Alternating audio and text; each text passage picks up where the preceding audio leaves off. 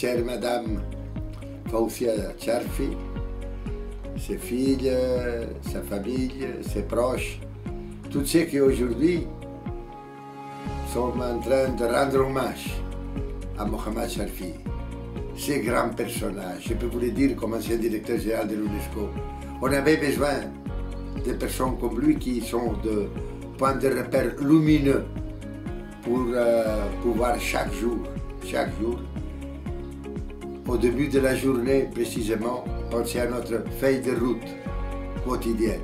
Et c'est là que des personnages comme Mohamed Charfi nous ont laissé pour toujours cette voie lumineuse que c'est son propre trajectoire humaine. Je me rappelle, chers amis, quand il était ministre de l'Éducation et Sciences. Je me rappelle quand il était le grand procureur des droits humains. Je me rappelle quand il était membre de la Commission des Nations Unies pour l'Alliance des civilisations.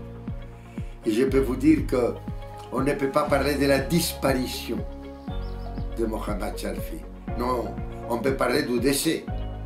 Mais physiquement, oui, il n'est plus là. Mais du point de vue de présence, d'être permanemment un point de repère, je le répète, c'est énormément important. C'était un homme de valeur. Il savait très bien qu'il y a seulement une grande pierre angulaire pour tout l'édifice des droits de l'homme. C'est l'égale dignité de tous les êtres humains. Ça, c'était les valeurs. Il savait très bien que cette personne, peut-être homme ou femme, peut-être dans une religion ou une autre, peut-être d'une idéologie ou une autre, peut-être en couleur de peau ou d'une autre, tous les êtres humains égaux en dignité. Quand il était ministre de l'Éducation et des Sciences, je me rappelle qu'on parlait très souvent avec quelle clarté la Constitution de l'UNESCO nous dit que être éduqué, être libre et responsable. Libre, oui, c'est ça. La liberté, c'est le grand don de tous les êtres humains. C'est à nous de décider, c'est à nous de nous conduire d'accord avec ces principes que nous décidons que sont les principaux dans notre voyage humain.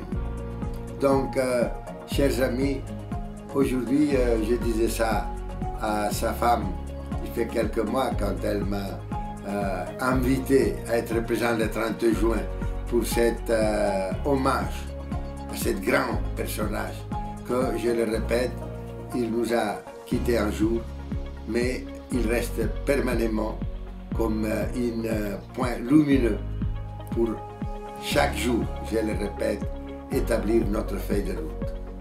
Chers amis, je vais seulement vous dire que quand j'étais président de l'Alliance des civilisations, j'ai toujours admiré les interventions de Mohamed Charfi.